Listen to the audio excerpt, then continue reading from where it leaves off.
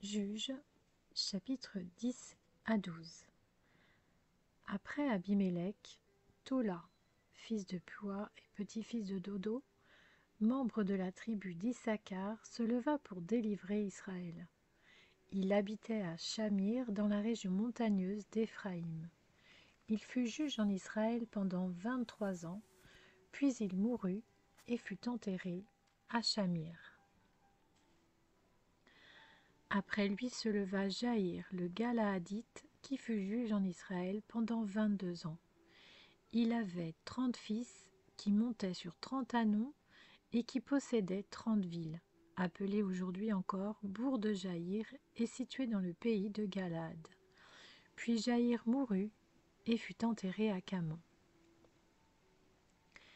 Les Israélites firent encore ce qui déplaît à l'Éternel. Ils servirent les Baals et les Astartés, les dieux de la Syrie, de Sidon, de Moab, des Ammonites et des Philistins. Ils abandonnèrent l'Éternel et ne le servirent plus. La colère de l'Éternel s'enflamma contre Israël et il les vendit aux Philistins et aux Ammonites.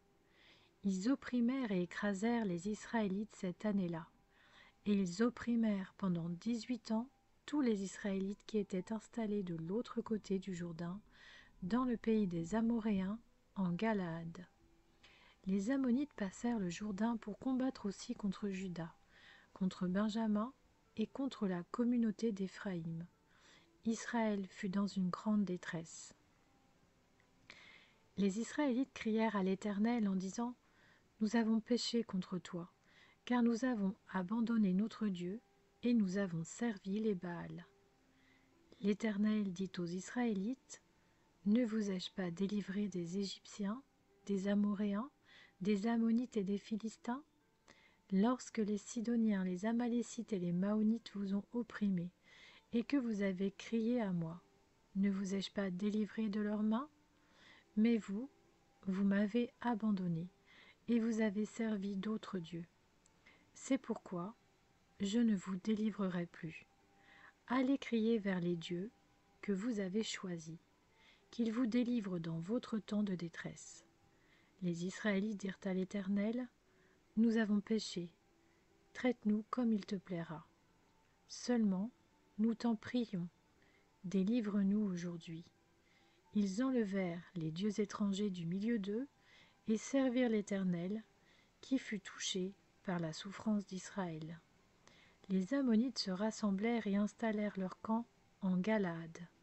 De leur côté, les Israélites se rassemblèrent et installèrent leur camp à Mitzpa.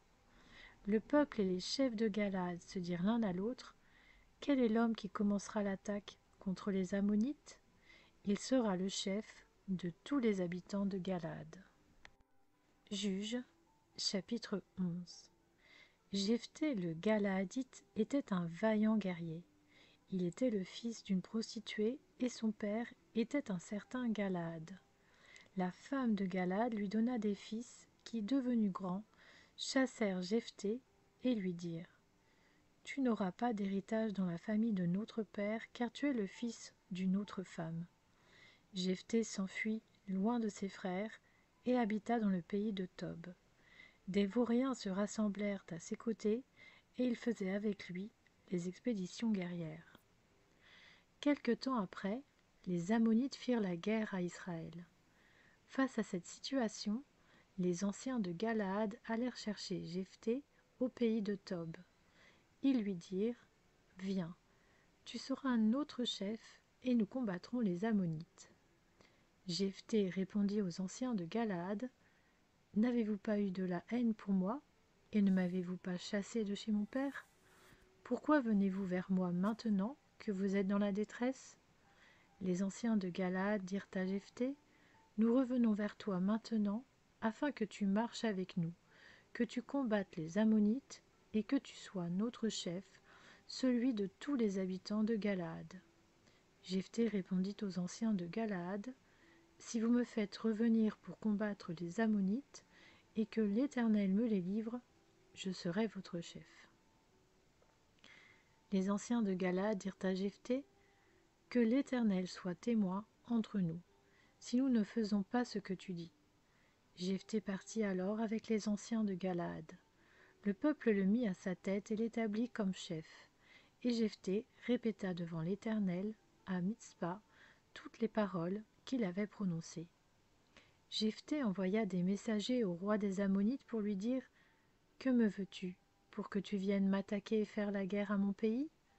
Le roi des Ammonites répondit aux messagers de Jephthé « C'est qu'Israël, quand il est parti d'Égypte, s'est emparé de mon pays, depuis l'Arnon jusqu'au Jabbok et au Jourdain.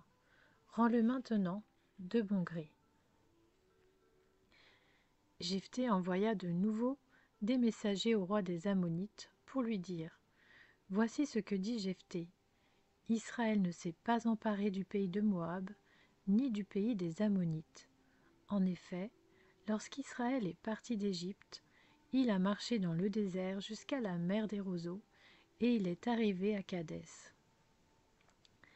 Il a alors envoyé des messagers au roi d'Édom pour lui dire « Laisse-moi passer par ton pays. » Mais le roi d'Édom n'a pas voulu. Il en a aussi envoyé au roi de Moab, qui a refusé. Et Israël est resté à Kadès.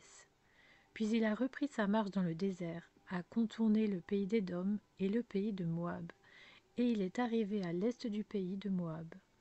Ils ont campé de l'autre côté de l'Arnon, sans entrer sur le territoire de Moab, car l'Arnon marque la frontière de Moab. Israël a envoyé des messagers à Sion, le roi des Amoréens, roi de Hesbon, et il lui a dit « Laisse-nous passer par ton pays jusqu'à l'endroit où nous allons. » Mais Sion n'a pas eu assez confiance en Israël pour le laisser passer sur son territoire. Il a rassemblé tout son peuple, a établi son camp à Jahath et a combattu Israël. L'Éternel, le Dieu d'Israël, a livré Sion et tout son peuple entre les mains d'Israël, qui les a battus. Israël a alors pris possession de tout le pays des Amoréens installés dans cette région. Ils ont pris possession de tout le territoire des Amoréens, depuis l'Arnon jusqu'au Jabbok et depuis le désert jusqu'au Jourdain. Maintenant que l'Éternel, le Dieu d'Israël, a chassé les Amoréens devant son peuple, Israël, est-ce toi qui devrais avoir la possession de leur pays? Ce que ton Dieu, Kémosh, te donne à posséder, ne le possèdes-tu pas? Et tout ce que l'Éternel, notre Dieu, a mis en notre possession devant nous, nous ne pourrions pas le posséder. Vaux-tu donc mieux que Balak, fils de Tsippor, le roi de Moab? A-t-il cherché querelle à Israël, ou lui a-t-il fait la guerre? Voilà 300 ans qu'Israël habite à Hesbon et dans les villes qui en dépendent, à Aroër et dans les villes qui en dépendent, et dans toutes les villes situées sur les rives de l'Arnon. Pourquoi ne les lui avez-vous pas enlevés à ce moment-là? Je ne t'ai pas offensé, et tu agis mal avec moi en me faisant la guerre. Que l'Éternel, le juge, soit aujourd'hui juge entre les Israélites et les Ammonites. Le roi des Ammonites n'écouta pas les paroles que Jephthé lui fit dire. L'esprit de l'Éternel reposa sur Jephthé. Il traversa Galaad et Manassé, puis il passa à Mitzpé de Galaad. De là, il marcha contre les Ammonites. Jephthé fit un vœu à l'Éternel. Il dit « Si tu livres les Ammonites entre mes mains, toute personne qui à mon heureux retour de chez les Ammonites sortira de chez moi pour venir à ma rencontre, appartiendra à l'Éternel, et je l'offrirai en holocauste. » Jephthé marcha contre les Ammonites, et l'Éternel les livra entre ses mains. Il leur infligea une très grande défaite, depuis Aroër jusque vers Minite, espace qui comptait 20 villes, et jusqu'à Abel-Kéramim. Les Ammonites furent humiliés devant les Israélites. Jephthé retourna chez lui à Mitzpa, et voici que sa fille sortit à sa rencontre avec des tambourins et des danses. C'était son seul enfant. Il n'avait pas de fils et pas d'autre fille. Dès qu'il la vit, il déchira ses vêtements et dit « Ah, ma fille, tu me jettes dans l'abattement. Tu fais partie de ceux qui me troublent.